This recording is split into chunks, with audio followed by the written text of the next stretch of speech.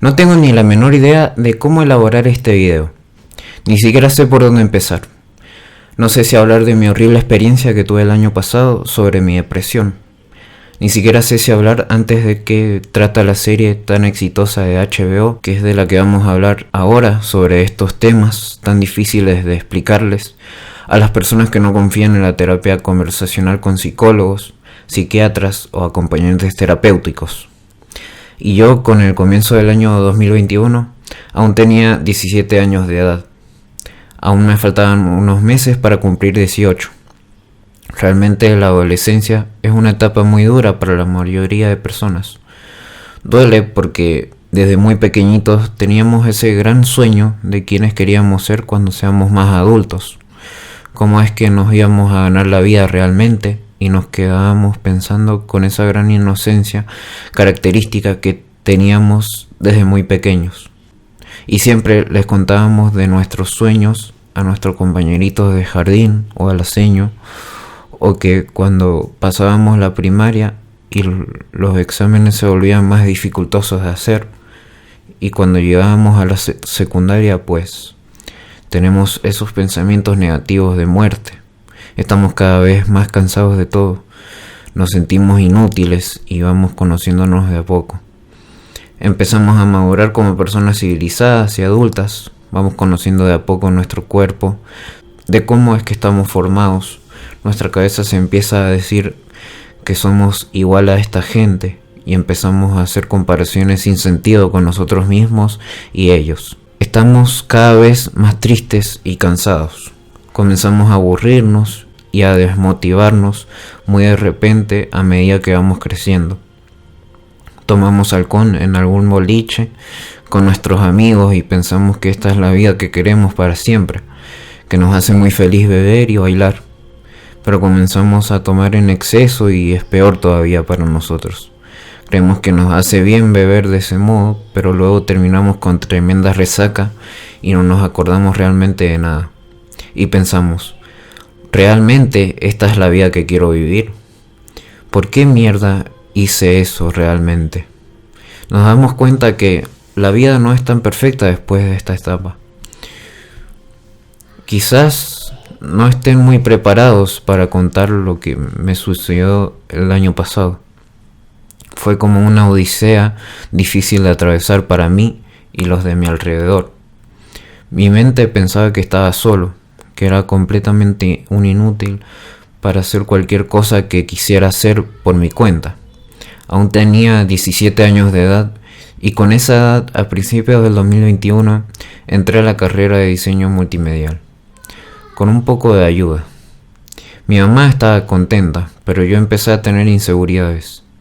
Fue todo un caos para mí, porque tengo la computadora que ya anda muy lenta y para la carrera necesitaba una mejor porque usamos programas muy pesados como el Photoshop o el Illustrator. Hoy en día sigo teniendo muchos problemas con mi computadora. Anda muy lenta cuando quiero renderizar un video. Por ejemplo, el video de Anne with an E casi tardó más de 24 horas en renderizarse. Y sí o sí debía dejar la computadora prendida con el miedo de que se me pudiera apagar o que se cerrara el sonido por algún error. Y para rematar, los videos pesan un montón de gigas. Y para bajarles el peso tengo que usar otro programa más y eso hace que el proceso de realizar un video sea aún más lento todavía. Por eso es que vivo con ese miedo cuando estoy haciendo un video muy grande. Mi PC se apaga cuando la desconecto del cargador. Es como que se queda en 70% de batería y hace un ruido fuertísimo, como si fuese una especie de chispazo grandísimo. Y se queda la pantalla en negro. Y lo peor de todo es que cuando apago mi computadora y la vuelvo a prender, es como que la red inalámbrica pierde la IP y no se termina conectando a internet. Que para solucionar ese gran problema tengo que usar un programa llamado 3DP Chip, que sirve para instalar nuevamente los drivers de internet. Ay, sí, lo sé. Es todo un caos mi computadora. Al igual que yo con mi mente. ¿Y por qué es que me comparo con ella? ¿A qué es lo que pretendo llegar con esto? En el momento en que empecé a cursar la carrera a la que entré, me estresé demasiado y ya no sabía qué hacer con mi vida, literalmente hablando. En el cursado hubo muchas reuniones de Meet a las que debías asistir a las 8:30 de la mañana hasta las 12:30 de la mañana. Sí, 4 horas a la semana asistiendo a las reuniones con los compañeros del cursado y mirándole las caras de orto a los profesores de cada materia. Eso añadiéndole que tenía muy malos hábitos en mi vida. Intentaba conectarme todos los días a las reuniones, pero no sabía cómo aclarar mis dudas. No quería hablar con mis compañeros para ver si me podían echarme una mano en algo. Me harté de todo. Estaba triste. Ya no sabía qué hacer. Tenía miedo, inseguridades. Me quedaba acostado todos los días en la cama mirando mi celular, sin comer ni dormir bien. Mis papás llegaban del trabajo y me encontraban con que no me había levantado de la cama, sin haber desayunado y ni haber siquiera almorzado. Estaba débil, triste y aislado del mundo exterior. Me volví más introvertido. Esperaba el cuarto día de la semana para poder bañarme. No sabía qué hacer con mi vida. Yo ya no quería vivir y no sabía cómo pedir ayuda. Desde ese entonces comencé a ir a terapia. La novia de mi papá, como era psicóloga, me consiguió un psicólogo que ella conocía. Desde ese entonces me di cuenta que mi papá ni siquiera movió un dedo en ayudarme. Con depositarme plata ya se cree que él es importante con eso. Federico, mi psicólogo, Noelia, la novia de mi papá, mis amigos, mi tía Rocío, mi mamá, mi nona, mi tío Marcelo, mi abuelo Enrique, el novio de mi mamá, Eduardo, mi vieja y mi hermana chiquita son los que realmente estuvieron allí en cada momento de mi vida, tanto como en las buenas y en las malas, en ese caótico año que sufrí en carne y hueso. De ahí, con haber ido a casi más de 8 sesiones a terapia, Federico me diagnosticó con depresión. Cuando llegué a mi casa, me desplomé en el piso por eso. Me recomendó que fuera a una psiquiatra que él mismo conoce. De ahí Fernanda me derivó a una clínica psiquiátrica que había personas con diferentes enfermedades mentales como la mía. Por suerte había pacientes de la misma edad que yo, que habían entrado por consumo de drogas, alcohol, pastillas y otras huevadas más. Había enfermeros muy amables, me medicaron con antidepresivos y cada día era muy diferente al otro. Teníamos talleres de teatro, de yoga, de arte, hacíamos actividad física, pesas, los domingos hacíamos karaoke. Los enfermeros nos levantaban cada día a la mañana para desayunar y medicarnos luego. Fue un lugar muy difícil para mí, porque yo era una persona de pasar mucho rato frente a la computadora y en las redes sociales. Salir afuera no me gustaba mucho, la verdad. Siempre me costó mucho entablar amistades con alguien. Lo bueno es que me hice muchos amigos ahí en la clínica, que tuve la mala suerte de que algunos venían de San Rafael, en la Loma del Orto, básicamente. Y lo bueno es que me dieron un montón de consejos que los voy aplicando a mi ritmo. Obviamente había pacientes que me caían mal, como otros que me caían bien. Algunos me molestaban, otros me decían que tenían familia, otros que al salir de este lugar les gustaría que sus sueños se hicieran realidad. Otros que les encantaría tener una familia. Algunos ya estaban completamente solos y viejos, sin familia ni relaciones personales. Cuando entró un tipo con trastorno bipolar, comenzó a molestarme mucho. Yo no quería molestar a nadie en ese lugar. La verdad que, para ser honestos, intentaba estar lo más tranquilo posible, sin tener problemas con nadie. Yo me acuerdo que estaba ahí sentado en la reposera charlando con los que más me caían mejor.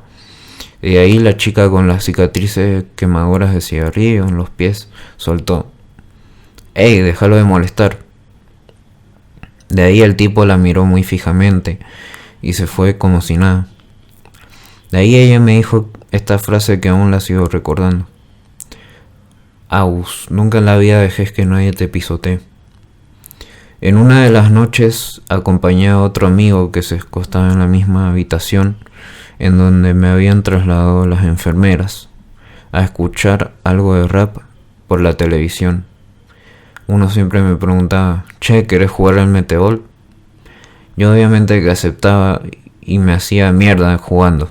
Era un pibe de 15 años que tenía las hormonas a full. Y con la medicación estaba aún más manija todavía.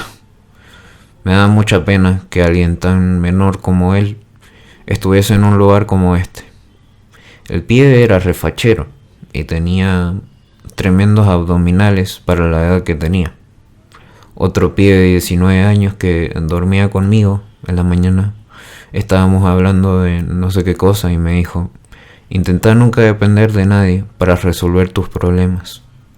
Y la verdad que es un consejo muy difícil de seguir, porque uno por más que no quiera pedir ayuda la termina necesitando, a fin de cuentas.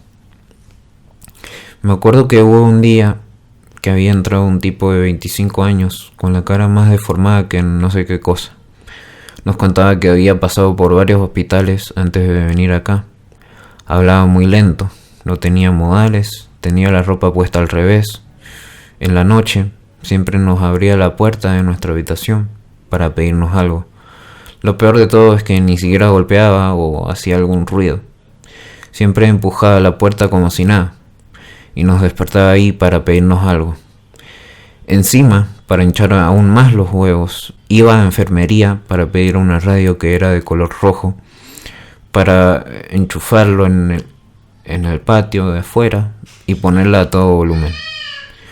Luego el tipo se escapó del lugar al tercer día de internación y volvió a la mañana siguiente con un celular que le había robado a uno de los médicos, con una rillonera nueva, cocaína y un paquete de cigarrillos que fue compartiendo con los demás. Y para rematar, había vuelto con el pelo cortado en alguna peluquería. Imagínense que hasta los policías vinieron al lugar, revisaron todas las cámaras, el lugar, hablaron con los enfermeros que estuvieron de guardia. El tipo le había dado algo de cocaína a una de las pacientes que tenía 18 años de edad. Y cuando le hicieron análisis de sangre, le habían descubierto que había consumido cocaína en alguna ocasión. Imagínense lo culpable y triste que se sintió ella al aceptarle al chico eso. Le habló llorando a sus papás por teléfono. Me acuerdo que con los chicos nos poníamos a tomar mate, a veces a bailar, otras veces nos juntábamos todos en ronda a hablar sobre cualquier tema en común. Los primeros 3 días me acuerdo que me sentaba en la entrada del lugar para poder desayunar, comer, tomar alguna media tarde y cenar. Había una mesa con 4 sillas en total y unos sillones que estaban al fondo. En una de las paredes teníamos televisión para mirar con DirecTV y afuera en el patio estaba el comedor, mucho más grande, que tenía 2 mesas rectangulares, unas caminadoras, los dibujos pegados en la pared que realizábamos en el taller de arte, y además de la cocina en donde preparaban las viandas y postres para que nosotros pudiéramos comer y beber. Cada paciente tenía un historial diferente al otro, con las mismas enfermedades, pero viviendo diferentes experiencias y diferentes causas por las que se han ocasionado. Algunos fumaban mucho y para calmar su ansiedad tenían que fumar de su propio vapor al que tenían disponible. Otros habían entrado por mucho exceso de alcohol. En el año 2020 festejé con mis amigos el cumpleaños de Mateo, alguien a quien hoy en día le tengo mucho cariño y que llevamos muchos años de amistad. Desde que había ido como a las 3 de la tarde empezamos a tomar alcohol como eso de las 4. Todavía faltaban algunos amigos por llegar a su cumple. De ahí nos metimos a la piscina mientras tomábamos mucho Fernet que habíamos preparado con Coca-Cola. Los últimos amigos míos y familiares numerosos de Mateo habían llegado. Se hizo la noche, bailamos, jugamos al ping-pong y a invocar típica pelotita de plástico que teníamos que meter adentro del vaso con Fernet o Gancia. Y si la llegabas a embocar adentro, el que perdía se tenía que tomar lo de adentro del vaso sin miedo y ni derramar una sola gota. Yo en mi caso llegué a ganarle a todo el mundo que jugaba contra mí. Era un invicto. Y en este caso, como a cada uno le servían en 2 vasos la bebida, hasta que si embocabas en los 2 la pelotita, la persona se iba y le tocaba otra para poder jugar. A mí solamente me llegaron a embocar en una sola pelotita nomás, y no en los 2, como pude hacer yo para ganarle a todo el mundo. Hasta que llegó en un punto en que estaba muy mareado. Las personas se ponían a mirarme y se reían de mí por lo ebrio que estaba. Tenía muchas ganas de ir al baño y había estado un montón de minutos bailando, jugando y bebiendo todo a la misma vez hasta que perdí. Luego, cuando me fui del juego, me puse triste y comencé a reírme de la felicidad del momento. Fui al patio que quedaba cerca de la mesa de ping pong y me recosté en la hamaca y me puse a contemplar las estrellas mientras lloraba a mucho llanto y reía de felicidad. Ni siquiera entendía lo que me pasaba. Comencé a sentir emociones muy inexplicables y pensamientos negativos, como si algo me preocupara demasiado, que es lo que iba a pasar la mañana siguiente. Cuando estaba triste, mis compañeros fueron a verme para ver cómo me encontraba cuando terminé de jugar. Ellos, al igual que yo, estaban muy ebrios, incluso más todavía que yo. Ellos miraban cómo lloraba porque no entendían muy bien lo que pasaba por mi cabeza. Y es que en ese momento había entrado a la carrera de diseño multimedial con 17 años de edad.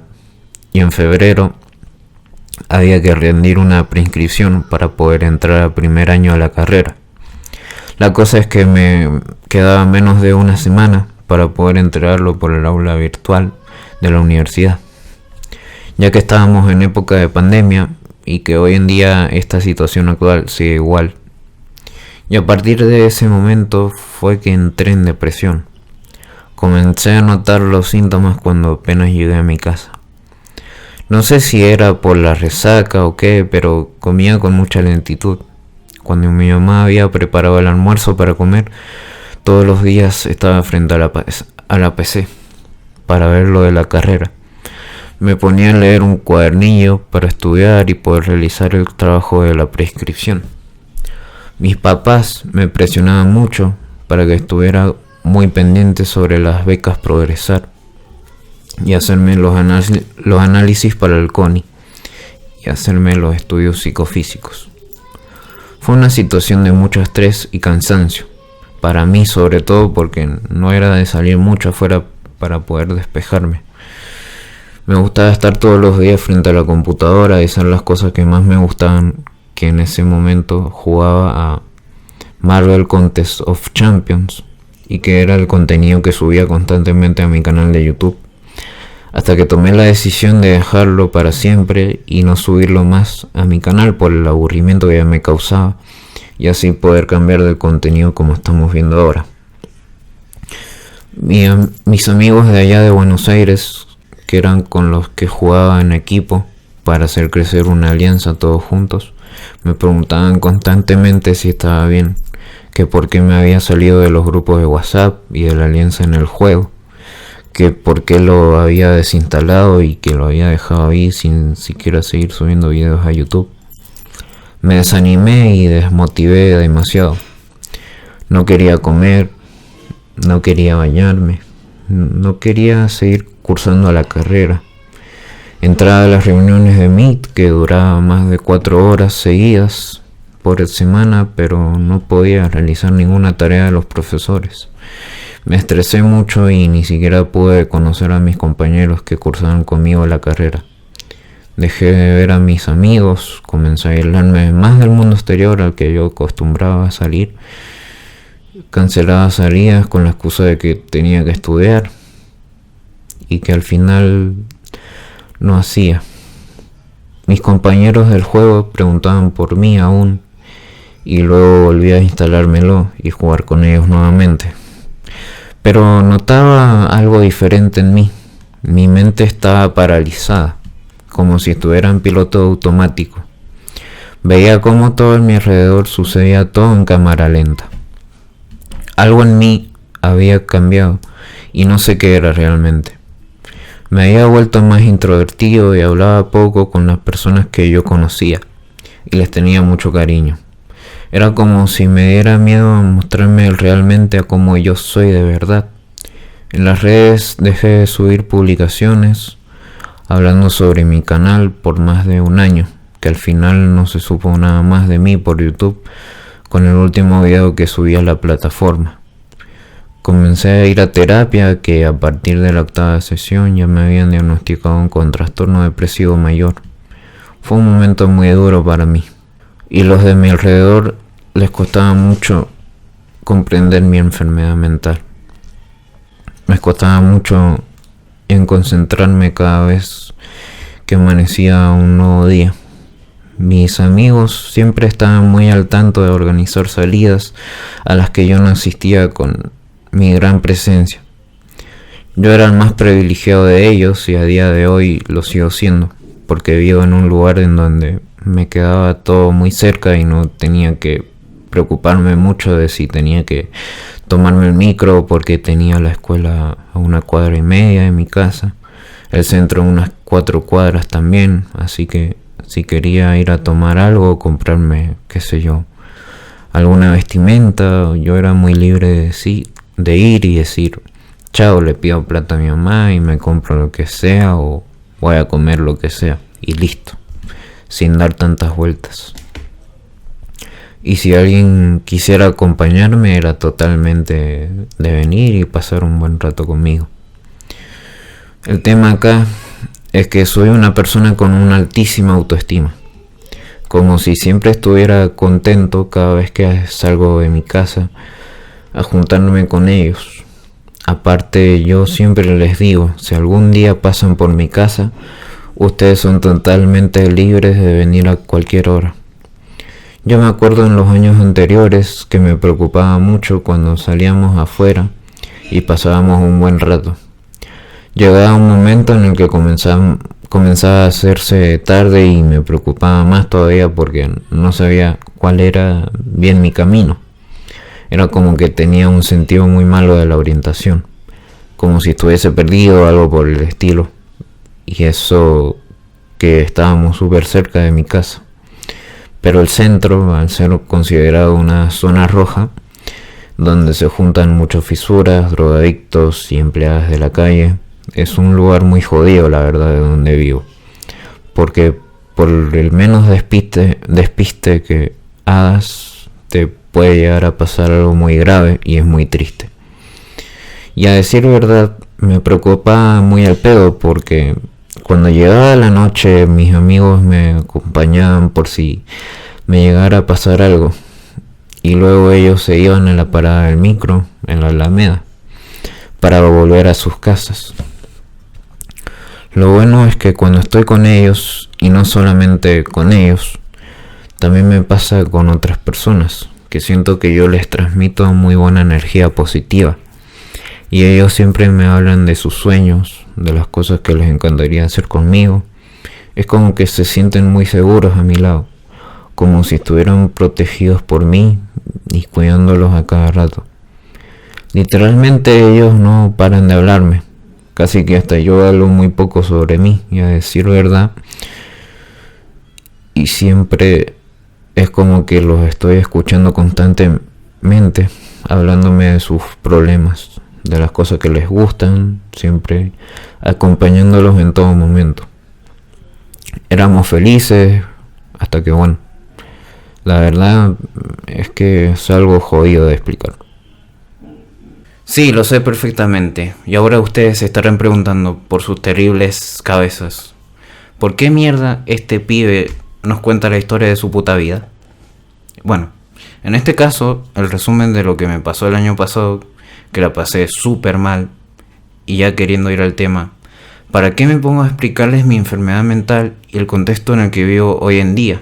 Y resulta que Euforia Es una gran serie que explica muy bien el desarrollo de las enfermedades psicológicas en adolescentes que tienen el tapé de arriesgarse por todo lo que les llega a pasar en sus vidas. No es que Euphoria lo que intenta hacer con sus personajes es romantizar la depresión en ellos, sino que nos damos cuenta que en el primer episodio de la primera temporada vemos a Rue, que es adicta, y su familia quiere a toda costa mejorar la vida de ella. Vive con su hermana y su madre, y que tuvo un parto bastante traumático para el bebé porque justo nació 3 días después del atentado de las Torres Gemelas de Estados Unidos. Por suerte, la madre y el padre de Rue son clase trabajadora. Lo malo es que nos damos cuenta que el padre aparece en las fotos familiares, pero no está su presencia. Aún no sabemos si abandonó a la madre de Rue y sus pequeñas hijas o si le sucedió otra cosa. Pero el padre aún no sabemos nada. La pequeña Rue, a medida que va creciendo, los padres de ella van notando comportamientos muy raros en ella. Y cuando la llevaron a la primera consulta con la psicóloga, le diagnosticó varios trastornos, hasta incluso de haberla diagnosticado con tener un trastorno bipolar, pero que todavía no sabe por qué, aún es muy joven. Y es horrible porque vemos cómo la madre en un pastillero le va colocando la medicación para su hija. Y ya en la adolescencia la pasa aún peor.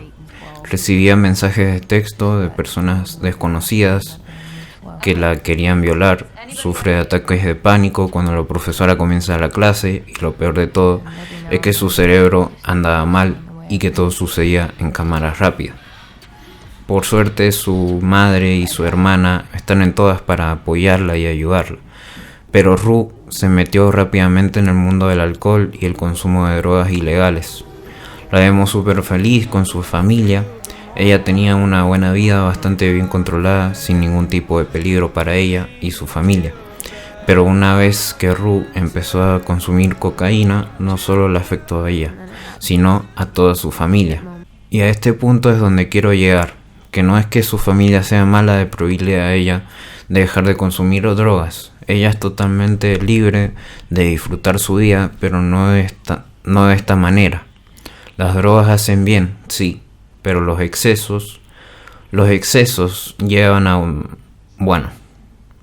La hermana de Rue se encuentra con una terrible situación de ver a su hermana tirada contra el suelo y con toda la cara pálida y llena de vómito.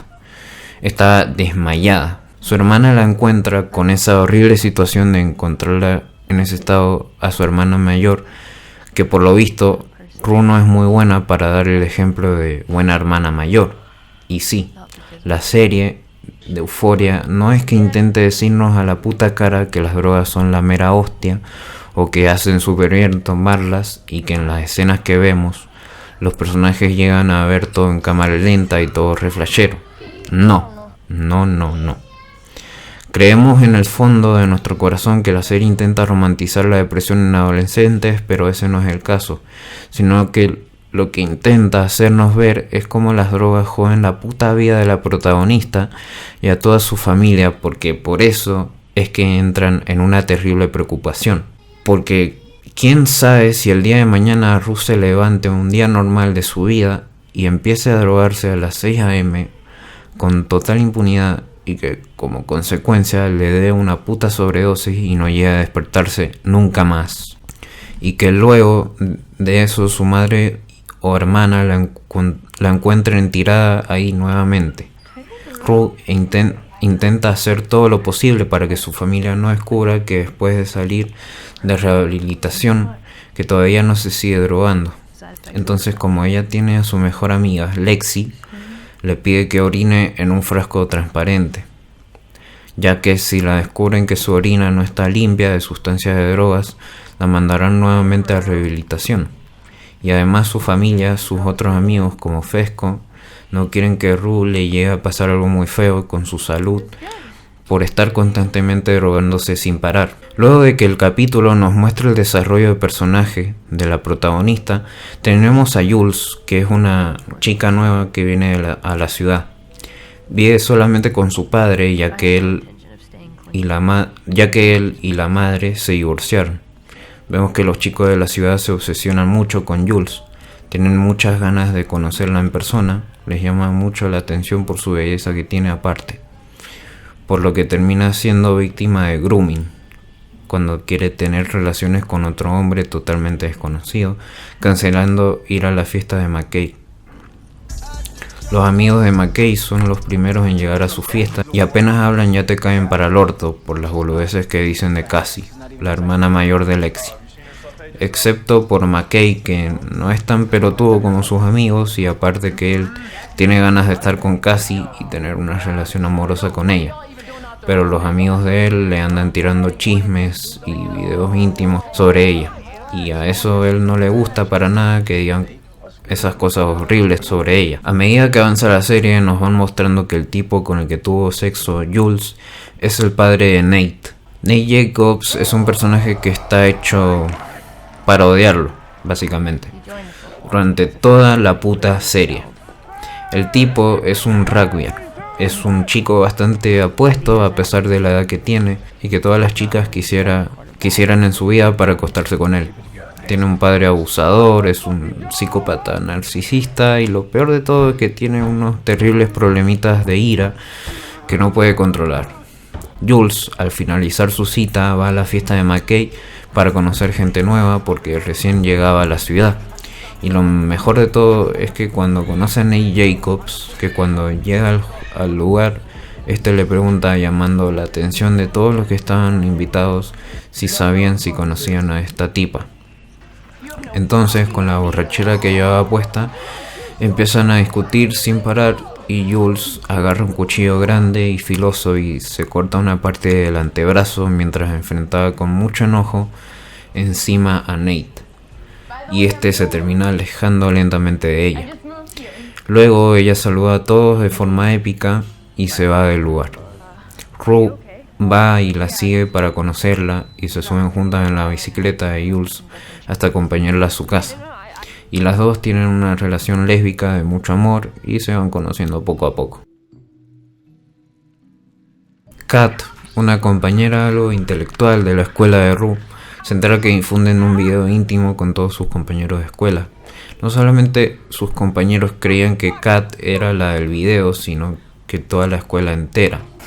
Kat se pone muy nerviosa porque cuando apenas entraba al establecimiento, todos estaban con sus celulares mirando el video y luego de eso se ponían a ver a Kat que caminaba por los pasillos de la escuela y eso la abrumaba mucho a ella, de que todo el mundo creyera que era la del video y que por eso apenas la miraban comenzaban a burlarse y a juzgarla a Kat. Luego Kat estaba sentada en el banco de su aula mientras la profesora daba la clase. Por un parlante que hay en la escuela se escucha que el director llama a Kat a que venga a su oficina para hablar sobre el video. Catherine va rápidamente hacia el lugar dejando el aula y ella y el director comienzan a dialogar. Ella insiste en que no era la del video. El director le dice con total sinceridad que él no vio el video, pero que suponía que podría ser ella.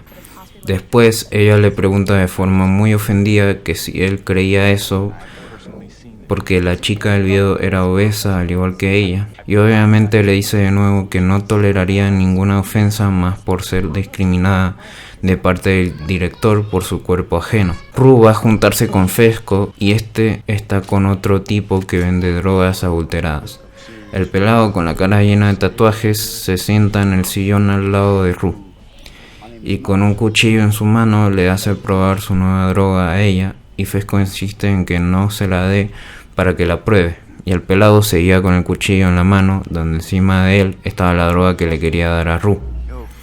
Al final Rue comenzó a desear dentro de su mente que esperaba que no le pasara nada y como resultado, de forma muy presionada por este tipo que está sentado junto a ella, termina ingiriendo la droga que le mostró a todos los que estaban presentes en la habitación.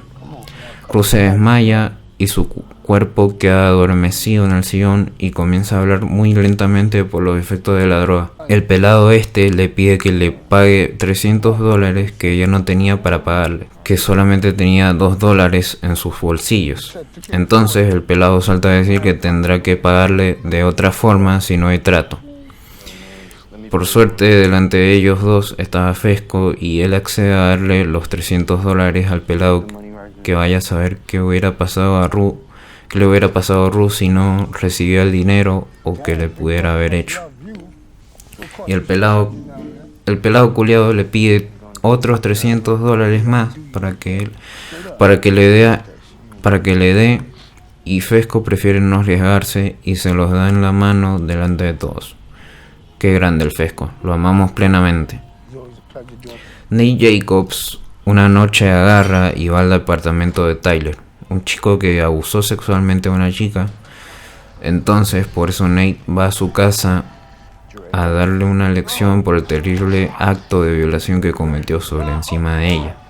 Luego, los otros días, Nate se hace pasar por el nombre de Tyler en una red social de citas y comienza a hablar con Jules por mensajes de texto mientras ella estaba acostada con Ru, que seguía desmayada con los efectos de la droga. Ru nos cuenta narrando la historia de la vida de Kat de cuando era muy pequeña. Por lo visto a ella le encantaba un chico de la escuela a la que iban ellas dos juntas. Por miedo a sus inseguridades, a Kat le costaba mucho entablar una conversación con él porque se sentía fea por ser obesa y que la gente se diera cuenta de que tenía unos kilos de más en su cuerpo.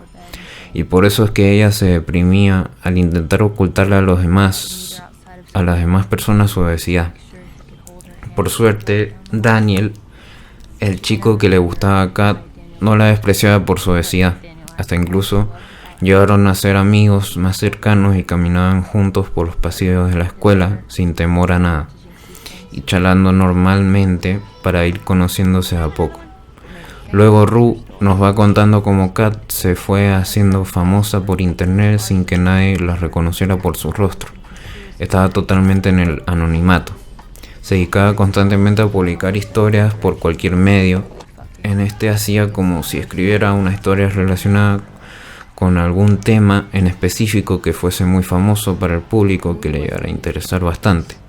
Lo bueno es que consiguió mucha fama a través de esto, y la verdad que se sintió muy orgullosa por haberlo conseguido paso a paso, contando esta historia del amor de Harry Styles y Louis Tomlinson, que eran los cantantes principales de una banda muy famosa llamada One Direction. Luego comenzó a subir videos por Pornhub y de ahí es cuando su fama por internet creció aún más todavía y le llegaban un montón de comentarios de gente obsesionada con ella por sus videos eróticos que subía por su cuenta de Pornhub. Luego Ru nos cuenta la historia de Jules de cuando era muy pequeña, con unos 11 años de edad. Su madre la va llevando a través de la carretera en su camioneta gris de camino para ir a una consulta con el psiquiatra. Lo bueno es que le fue súper bien con el profesional, hasta incluso hablaron por 1 hora seguida y Jules, cuando le hacían cualquier pregunta, el doctor de pronto se dio cuenta de que en ningún momento ella había mentido y que había sido muy honesta con él cuando le hablaba. De ahí, el psiquiatra las acompañó al ascensor, a la pequeña Jules y a su madre a la unidad, y comenzaron a explicarle detalladamente a Jules qué era lo que se hacía en un lugar como este. Entonces la doctora le dijo que era una especie de segundo hogar para que aquellos niños se empiecen a sentir mejor consigo mismos. Hay una sala en donde tienen sesiones de grupo, miran películas por la televisión, juegan, tienen taller de arte y duermen en habitaciones compartidas entre ellos. Jules se pone histérica apenas su madre la deja con la doctora encerrada detrás de la puerta porque no estaba preparada para decirle que el lugar era literalmente un loquero donde había muchos pacientes psiquiátricos casi que con las mismas enfermedades mentales que ella quizá también podría tener diagnosticada. Ella tenía pensamientos suicidas. En una de las escenas vemos como ella se corta las venas con una lata de soda y sale de la habitación con todo el brazo ensangrentado, mostrándoselo a uno de los doctores que se encontraban allí presentes, que estaban al tanto de todo. Nate y Maddie se van a ver los dos juntos en una feria de la ciudad, y cuando se encuentran se ponen a discutir entre ellos dos cuando apenas se ven porque la empieza a discriminar por cómo iba vestida para el encuentro, que parecía una trola cualquiera por ir a la feria vestida de esa manera tan según él, muy provocativa. Rue, su hermana, y Lexi también van a la feria para encontrarse con Jules y ellas dos se ponen muy contentas al verse allí. Rue y Jules van caminando por ahí, lo más tranquilamente por la feria, y se encuentran al tipo que abusó de Jules, que conoció por internet, y resulta que Rue le dice que ese tipo es el padre de Nate Jacobs. Y obviamente Jules no se lo podría creer con lo sorprendida que se había quedado por la noticia. Cuando el padre de Nate, que descubrimos que su nombre es Cal Jacobs, lo nombran como ganador del concurso de chili en la feria.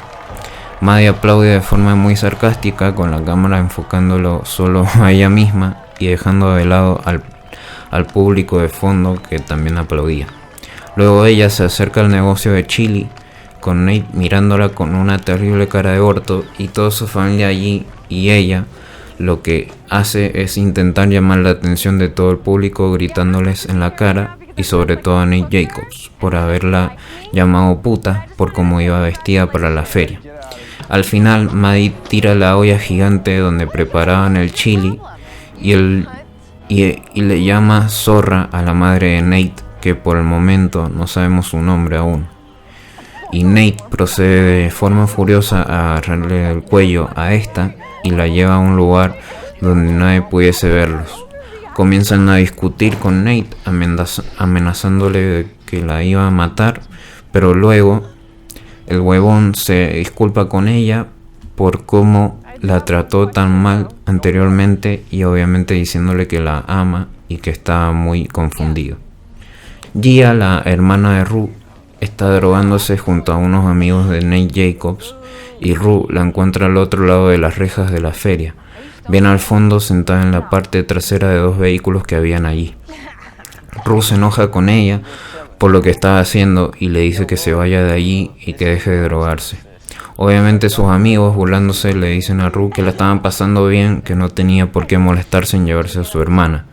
Pero a Rue esto le parece muy injusto porque ella hacía todo lo posible para dejar las drogas en rehabilitación y que estas no afectaran más en su vida, y por eso los amigos de Gia le parecía algo muy absurdo e hipócrita de Rue de que su hermana se estuviese drogando con otras personas más cuando ella también había hecho lo mismo cuando empezó a consumirlas y dejarlas luego de un tiempo.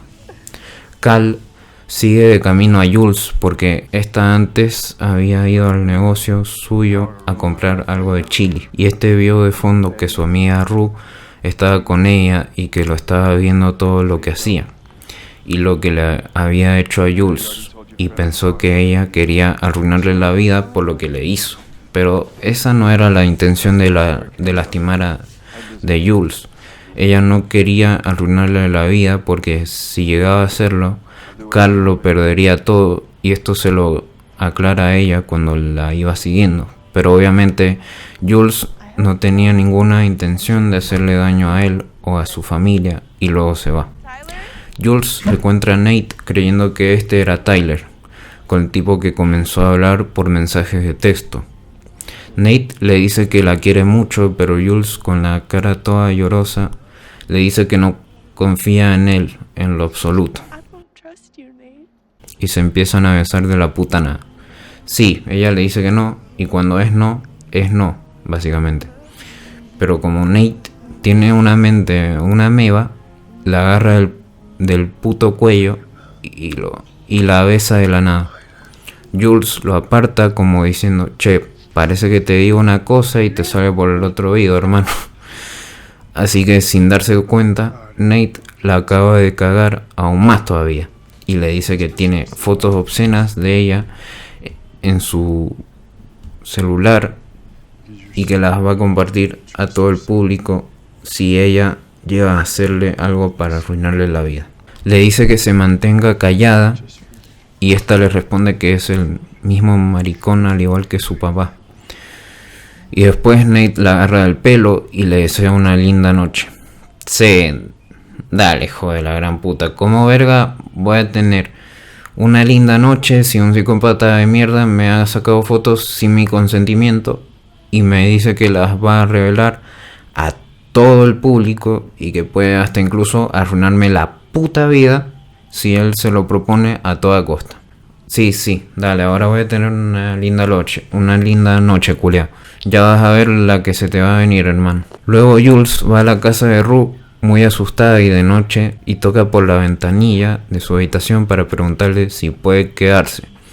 Y Rue por suerte le dice que sí. Vámonos más, loco, aguanten los amigos, carajo. Luego nos van narrando la historia de Maddie de cuando era muy pequeña, de lo que le gustaba hacer, como bailar en concursos, que de hecho era muy buena y la gente le fascinaba y encantaba cómo bailaba en los escenarios de cada concurso.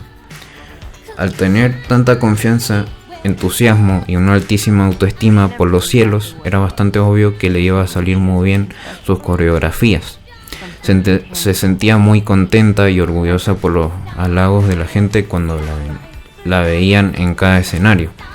No le gustaba la escuela, de hecho la detestaba porque no le gustaba la idea de pensar en seguir una carrera o algún empleo para trabajar. Solo se enfocaba en ella misma y en lo que le gustaba hacer, solo eso. En las siguientes escenas vemos como Nate se la manda pero mal. Maddie se encuentra en la oficina del director de la escuela junto a su madre y empiezan a discutir de quién fue el hijo de su madre quien atacó a su hija. Maddie, llorando en lágrimas en sus ojos, le insiste a su madre que en ningún momento Nate Jacobs la atacó a ella.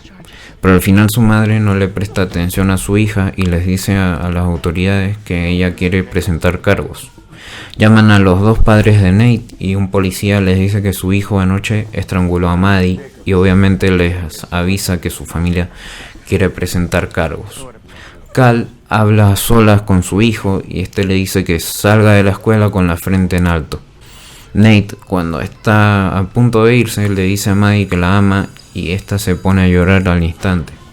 Rue comienza a preguntarse que por qué Nate y su amiga Jules se miran de esa manera tan amenazadora, como si estuvieran enojados uno con el otro, como si algo muy malo hubiese pasado entre ellos dos, a lo que Rue nuevamente hace una nueva pregunta. ¿Por qué Jules se había acostado con el papá de Nate? Jules obviamente no quiere hablar sobre el tema en cuestión. Creen que Nate sabe que su padre se acostó con ella, pero que es solo una suposición y nada más. A Rue le encantaría que comenzasen a hacer una especie de emprendimiento con su amiga para ir vendiendo cosas y conseguir dinero a cambio, a lo que Jules les responde que no se lo tome como una broma y se termina levantando de la silla y se va. Rue se queda con una terrible cara de sorpresa por lo que acaba de pasar, porque ni siquiera consiguió que su amiga colaborara y le explicara el porqué de su aventura con el padre de Nate. Luego vemos como Rue le cuenta varias historias con todos los chicos con los que ha tenido relaciones íntimas. En las siguientes escenas vemos como Nate y Maddie se encuentran en una especie de comisaría. Empieza a haber un poco de caos en la habitación de Maddie y en la de Nate solamente lo andan interrogando. Nate les dice que por más que él la haya ahorcado a Maddie, él la sigue queriendo. Sí, claro, lo que vos digas, hijo de la gran puta. Maddie se encuentra ya con su salud mental para Lortex, por más que le mande mensajes a Nate, más de 270 para ser precisos, él no da una señal de vida. Hasta que al final del episodio, Nate le manda un mensaje diciéndole que vaya a un hotel en concreto para que se encontrasen los dos allá. Y luego de reencontrarse, se dan un lindo abrazo con Maddie teniendo los ojos llorosos. Nos muestran y relatan cómo McKay jugaba al fútbol americano. Su padre veía algo muy bueno en él y siempre le daba consejos de cómo se tenía que curtir en el campo de juego. McKay soñaba con ir a la NFL, que con esas victorias significaban algo para poder estar ahí. Pero haciendo los cálculos con todos los equipos y jugadores, llegó a la conclusión de que eran todos muy buenos, como él, incluso mejores, y que por eso no iba a poder entrar a la NFL. A su vez se enamoraba cada vez más de Cassie y le encantaba, pero no le gustaba que Cassie se hiciera respetar por un tema de imágenes y videos algo fuera de tono, se podría decir, no sé. El caso es que otra de las cosas a destacar de Cassie es que todos volteaban a mirarla y se ponían celosos porque sabían que ella era propiedad de McKay, y eso también le gusta a él. Por otro lado, es Halloween. Los chicos se disfrazan, van a una fiesta a divertirse, embriagarse, pasarla lindo básicamente. A McKay no le gusta cómo iba vestida Cassie. Los padres de Kat estaban en un viaje, así que ella era libre de hacer lo que quiera. Y acá es cuando vemos lo mejor de Kat, que en lo personal es un personaje que me encanta, además de muchos otros que luego iremos viendo. Tiene una gran lista de pajeros de mierda que la quieren ver semidesnuda a cambio de dinero, y aparte es algo que me hace mucha gracia y me encanta, porque hasta le dan como $300 por verla a ella. Ella está segura de sí misma y de lo que quiere, y por eso es que es un personaje con una energía que me atrae mucho, ¿no?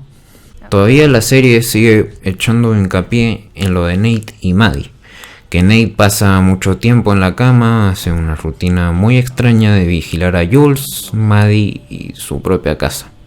Y por otro lado se juntaba con Maddie en un motel todos los viernes para que los dos pudiesen sentirse mejor. Básicamente es que, a ver, alguien les tendría que decir que paren con tener una relación así. Es como que no se dan cuenta o se hacen los tontos, que ya llega un punto en el que no les importa lo mal que les está haciendo al estar juntos. No tienen pérdida. Mientras Jules está en el quinto universo del más allá, Rue y Lexi se encuentran con la sorpresa de que la hermana de Rue estaba en la misma fiesta drogándose. Rue agarra a Troy, que era el pibe que la estaba drogando, y lo amenaza, por lo que casi se le arma un despelote tremendo a Troy. En un momento de la fiesta de McKay lo humillaron mientras estaba en una habitación con Cassie y lo nombran como McGay, que fue una situación horrible para los dos, y encima los tipos filmaron todo lo que le hacían al pobre McKay. Después de todo lo extraño que pasó, tuvieron sexo igualmente y no fue nada agradable para Cassie.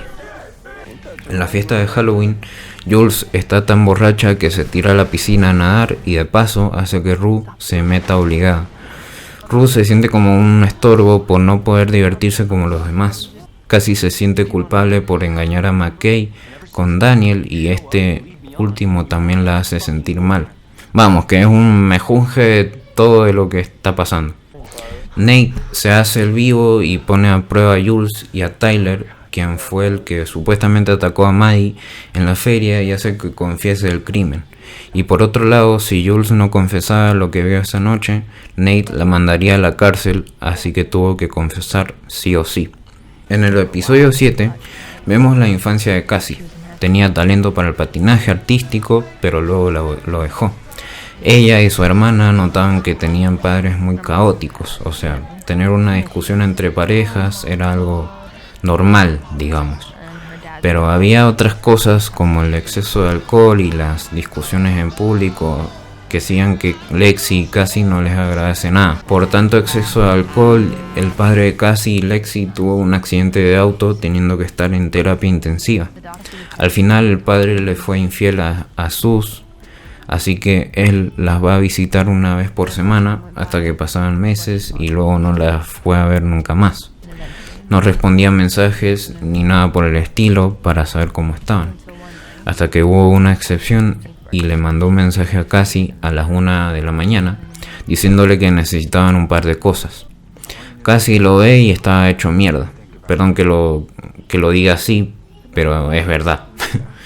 Luego le promete que va a seguir hablando con ella y se va acompañado junto a otra persona que está en su auto y que no se logra ver muy bien quién es. Ahora bien, a partir de acá es cuando la serie decide mostrarnos la segunda cara de la moneda. En este caso nos referimos a la situación entre Tyler, Nate y Maddie.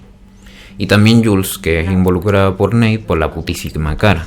Pero bueno, Tyler es arrestado por agresión y Rue ve que algo no cuadra. El trastorno bipolar de Rue comienza a tirar cartas sobre la mesa, que al final se termina convirtiendo en una especie de Sherlock Holmes investigando este caso. Para ser sincero, me encanta esta escena. El hecho de que se muestre cómo es la enfermedad del trastorno bipolar es muy gracioso. Le da un buen toque a la serie de todo lo que nos ha estado mostrando. Luego, no solo Rue hace esto, sino que también le pide a Fesco que utilice un arma para asustar a Nate Jacobs. Obviamente le dice que es algo estúpido y que no lo va a hacer. Mientras Rue está en la putísima mierda por su estado depresivo y maniático, Jules se va a visitar una vieja amiga de su colegio. De ahí, Jules conoce a Anna y le habla de cómo ha superado varios niveles hasta llegar a la verdadera feminidad. Luego vemos a Cassie y a McKay hablando y ella le cuenta que está embarazada. Cosa que esto en el transcurso de la serie empieza a ser irrelevante porque McKay no aparece más en la segunda temporada y lo del embarazo no se habla más. Nate va a la tienda de Fesco y este último le advierte que si les hace algo a Rue y a Jules la va a pasar muy mal. Anna y Jules se besan en una fiesta y Rue la sigue pasando mal. Jules le dice a Anna que le hace recordar a Rue. Y ya para colmo, como estaba muy drogada, empieza a ver a Nate que está en la fiesta. Sí, todo un caos. Jules sabe que había cometido un tremendo error y empieza a extrañar a Rue. Ellas se necesitan de verdad para que una esté bien del todo, y en este caso Rue era la que estaba mucho más afectada por su depresión. Rue comienza a estar internada por 3 días en un hospital, y lo bueno es que su estado de ánimo empieza a mejorar bastante. Luego vemos que todos los chicos se preparan para ir a una gran fiesta. En una parte vemos un encontronazo entre Maddie, Nate y su nueva novia. Obviamente Maddie se pone muy celosa y empieza a provocar a Nate bailando con otra persona desconocida. Y para decir verdad, son una de las mejores escenas de la serie.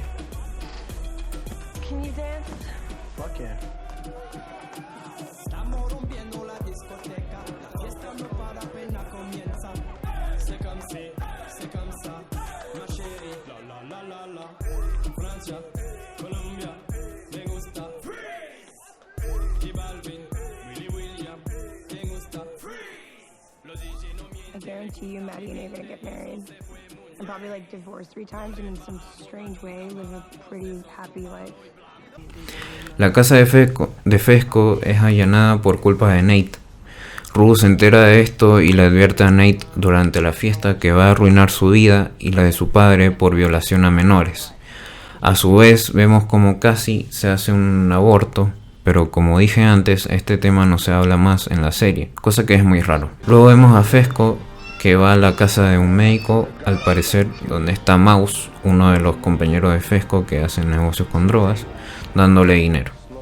Este mismo se va y Fesco aprovecha a robar el dinero. Rue le dice a Jules que tiene la idea de irse de la ciudad. Al final se van a la casa de Jules y Rue se cuestiona si esto es una mala idea. Luego se compran los boletos para el tren y por último Jules deja a Rue en la estación, ya que ella se arrepiente de haber tenido esa idea de irse lejos de su familia. En los episodios especiales solamente nos hablan un poco más sobre la vida de Rue y Jules.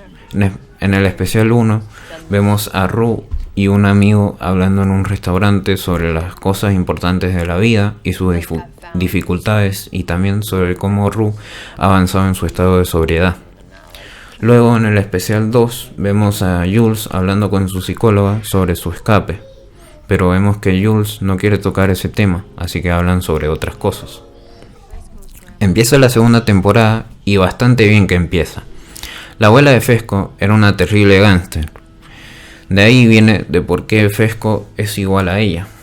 Rue nos relata más o menos los momentos más memorables de Fesco y su abuela, hasta que ella en un momento se siente mal y Fesco la encuentra tirada en el baño. A partir de acá la vida de Fesco se tornaría mucho más complicada porque sabía que tenía que manejar él solo el negocio de drogas y cuidar a su hermano pequeño. Su hermano termina matando a Mouse con un martillo, y así es como acaba la intro de este episodio. En la fiesta de fin de año, Cassie y Nate cogen en el baño porque sí. No hay otra explicación lógica a este suceso. Y lo peor de todo es que Maddie casi los descubre.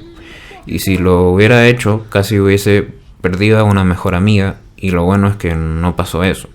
De peor que no los descubren a los dos teniendo relaciones sexuales.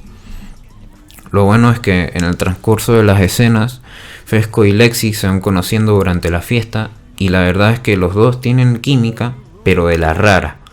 No sé cómo puedo explicarlo. Y también, ¿se acuerdan cuando dije que en uno de los episodios especiales Rue va mejorando en el tema de no consumir drogas?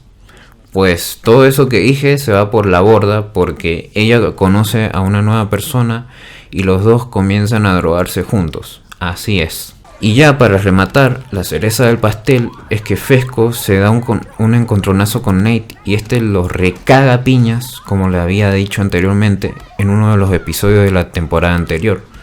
Luego Cassie y Maddie lo terminan llevando hacia el hospital y es dado de alta a los 2 días. Vemos a Jules que está súper celosa con la situación entre Rue y Elliot, cosa que es medio raro porque recordemos que Jules, cuando conoció a Anna, Rue nunca se puso celosa al decirle que estaba enamorada de ella. Sí, Jules es muy hipócrita de su parte, la verdad, no te voy a mentir. Luego vemos que el padre de Nate quiere saber quién fue el que lo golpeó a su hijo. Al final va a la tienda de Fesco con un arma equipada al repedo porque al final no lo mata, cosa que estas escenas son muy innecesarias en mi opinión. Pero ¿quiénes somos nosotros para jugar, no? Rue le cuenta a su hermana que ha estado fumando hierba por sus ataques de pánico, cosa que al final termina mal porque se ponen a discutir ya que se supone que Rue no tenía que recaer. Lexi comienza a tomar algo de protagonismo en la serie ya que presentará en la escuela una obra de teatro que se llama Oklahoma. Rue tiene un maravilloso plan de cómo vender drogas pasando muy desapercibido. Se lo quiere contar a Fesco, pero este no la quiere escuchar. Al final se lo cuenta a la traficante de drogas, Laurie, quien es otra de las personas que maneja el negocio de drogas y le gusta el plan de Rue.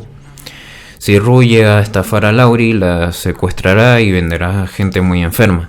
Con esa advertencia, Rue se queda muy sorprendida. Cal Jacobs, el padre de Nate, va a la casa de Fesco para ver si podía recuperar el disco en donde se grabó a él mismo y a Jules teniendo sexo. Al final va al repedo y encima termina golpeado en la cabeza con una escopeta porque Fesco en realidad no tenía el disco y que no tenía nada que ver con eso. Luego Fesco lo deja ir de su casa pero con una condición, que mantenga a su hijo lejos de la vida de él, de Rue y de Jules. Jules, Rue y Elliot, los tres juntos consiguen entablar una gran amistad. Y no solo eso, también en temas mucho más íntimos. Básicamente se quieren tanto que hasta podrían formar un trío los tres juntos, si saben a lo que me refiero al decir trío. Cal Jacobs enloquece y empieza a revivir viejos momentos al viajar con su antigua camioneta hacia el bar al que él iba cuando era más joven. Luego lo terminan echando por comportarse de mala manera con uno con el que bailaba y con los dueños del bar. A su vez, también Cassie se emborracha y enloquece en el cumpleaños de Maddie al enterarse de que ésta todavía está saliendo con Nate. Elliot le cuenta a Jules que Rue no está sobria y que quería dejarle de mentir. Jules, como era de esperarse, se pone muy triste de que le haya dicho esto. Y ya para rematar, Cal entra a su casa y empieza a orinar todo el piso mientras lo ve toda su familia con el pene afuera. Y también habla de todos los hombres a los que se cogió. Sí, lo sé. Esta posiblemente es una de las familias más raras que existen en toda la serie. Lo peor de todo es que no solo Cal hace eso, sino que encima termina abandonando a sus 2 hijos y a su esposa cuando ocurre esto. Jules, al enterarse de que su gran amiga todavía se seguía drogando, le cuenta a la madre de Rue. Luego, como vemos, se arma un terrible caos en las siguientes escenas, ya que la madre de Rue tiró por el inodoro las pastillas que Laurie le había dado a Rue. Obviamente, como ya vimos antes, esto podría generar consecuencias entre Laurie y Rue. Al final terminan llevando a Rue al hospital para que esté limpia, pero mientras iban de camino hacia el hospital, Rue se escapa del auto en medio de la autopista y va a la casa de Fesco y se da cuenta que no hay nadie allí. Lo bueno es que luego se va a la casa de Lexi y Cassie y ellas sí estaban allí y las reciben. La madre de Rue la encuentra allí. Rue se la manda y le pregunta a Cassie frente a Maddie y sus amigas que desde cuándo se coge a Nate Jacobs. Cassie, con lágrimas en los ojos, dice que no tiene idea de lo que está hablando y Maddie se enfurece con ella. Rue aprovecha la situación y se escapa de la casa y va a la casa de Fesco y por suerte él se encontraba allí. Fesco se enoja porque Rue estaba buscando drogas y la echa de su casa. Rue entra a una casa a robar unas joyas y algo de dinero. Luego entran los dueños de la casa y se dan cuenta de que ella estaba allí. Ella se escapa y una patrulla de policía la persigue. Con todas estas joyas y el dinero va a la casa de Laurie a entregárselas como forma de pago. Por suerte Laurie no se enoja con ella, pero ella cree que Rue no va a poder ser capaz de pagar el resto de lo que falta. Lo bueno es que Laurie le pide a Rue que se dé un baño para poder limpiarse y le inyecta una dosis de morfina para el dolor y la abstinencia. Luego en la mañana, Rue se escapa de la casa de Laurie y vuelve a su propio hogar. Como Maddie le había sacado el disco donde están las grabaciones de Cal a Nate, este último va a la casa de Maddie y la amenaza con una Magnum para que le dé el disco de vuelta. Maddie, al final, con la presión que sentía adentro, le dice que está en su bolso y este lo agarra. Y le dice que lo siente y que el arma en realidad no estaba cargada. Luego Nate le manda un mensaje a Jules diciéndole que está en su casa y que viene para decirle algo importante. Nate se disculpa por todo lo que le ha hecho y le entrega el disco donde están las grabaciones entre el padre de Nate y Jules. Y por último le dice que puede hacer lo que ella quiera con el disco. Por fin la serie nos muestra la obra de Lexi, Oklahoma, que trata de su vida y la vida de todos los protagonistas de la serie, dándole un significado mucho más profundo a todo lo que nos ha mostrado la serie hasta ahora. Es una sátira que quiere a toda costa burlarse de la propia serie en sí. Este recurso es muy bueno y también es utilizado en Avatar, la leyenda de Aang, justamente también en los últimos episodios de la serie, más o menos haciendo lo mismo como en Euphoria. Durante el final del episodio, Nate se ofende por cómo interpretan a su personaje en la obra. Por esto, él se va de la sala de teatro y Cassie lo sigue. Y cuando ésta lo alcanza, él se enfada y le dice que se vaya de su casa y que saque todas sus cosas. Cassie se sube al escenario para humillar a su hermana, y no solo eso, también se arma otra pelea más entre Cassie y Maddie, por lo que se convierte todo en un caos. No solo para ellas dos, también para Lexi, que queda muy afectada por lo que hizo su hermana. Luego de que se cerrara el telón por varios minutos, el público comienza a alentar a Lexi para que la obra se recuperara. Se abre el telón y Lexi cita las palabras de su amigo Fesco, que no pudo venir, y la obra se vuelve a tornar su curso hasta el final. We're experiencing some technical difficulties, but seriously, I think we're going to need a few minutes. I just wanted to thank you all for being here. I didn't know any of that was going to happen. A little bit ago, I was talking to a friend about this play, and I asked him, what if I upset people? And he said to me, sometimes people need to get their feelings hurt. So even though he couldn't be here with us tonight, this one's for you.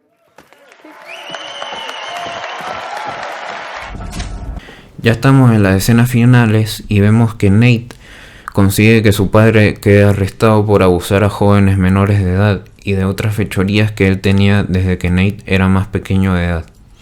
En una parte de la serie vemos que el amigo de Mouse, que ahora mismo no recuerdo el nombre, está cooperando con la policía para que arresten a Fesco por haber matado a Mouse. Al final la policía allana la casa de Fesco y se arma un quilombo tremendo con muchos disparos por todos lados. Fesco queda malherido sin querer por Ash, que está escondido en el baño, disparando por todos lados. Euphoria es una historia que nos quiere hablar de los sentimientos, la pérdida, el abandono, de las enfermedades mentales, del amor tóxico y la amistad adolescente. Vemos a la depresión como un tema bastante fuerte, como algo agonizante que no se te quita de encima, por más que el personaje quiera mejorar en su vida. Y a eso yo le llamo un verdadero conflicto difícil de contrarrestar. Vemos que la vida de Rue es un constante sub y baja, en el que por una parte está normal y sobria, y que por otra siempre el diablo la quiere tentar a que se drogue y recaiga de nuevo. De esto es lo que quiere mostrarnos Euphoria, y no tiene ninguna vergüenza en hacerlo. Y es por eso que me encanta cómo aborda todos esos temas complicados. En fin, que es una serie a quien se la recomendaría a todo el mundo.